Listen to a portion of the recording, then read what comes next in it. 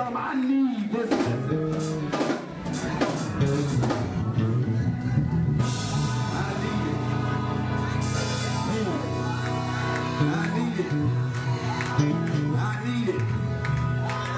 I need it. Too many people depending on me. Working 2 jobs. But I need this blessing.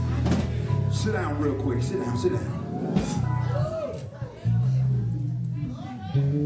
And finally, after God seen the persistence of his heart, after God noticed that he was not just a wallflower, but he was actually demonstrating God's power, overcoming evil with good, loving and not hating, blessing and not cursing.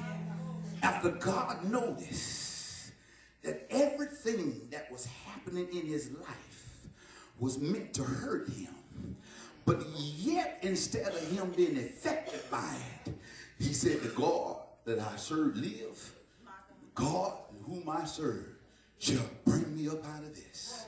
He kept speaking life to himself. You got to know how to lay hands on yourself. You have to know how to go in the mirror and talk to yourself and say, girlfriend, get it together. I know he said something that hurt your heart, but you dry up them tears. When you walk out of this bathroom, you let them know, I still will survive this.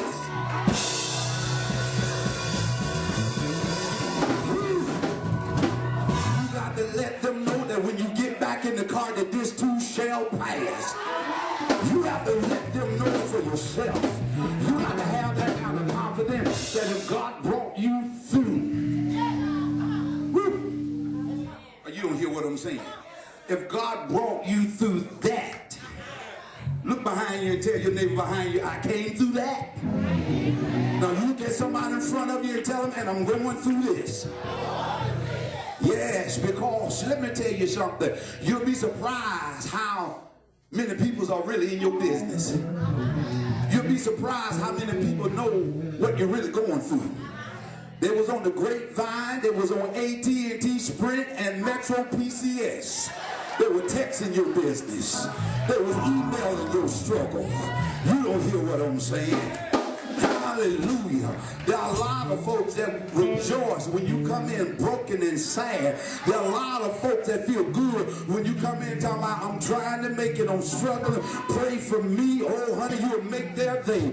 They'll pray a prayer because they've been looking at you, because you've been thinking you've been all of that, because you had a pair of muscles laying beside you, but now that you're in divorce court, now they got something to talk about. You don't hear what I'm saying. As long as you are struggling, as long as you are stretching at the bottom of the barrel, you make some folks feel good. But you got to know how to reverse that thing. You got to let folks know, I know you know my business. I know you know my son in court. But one thing I want to share with you, God gonna deliver him from court.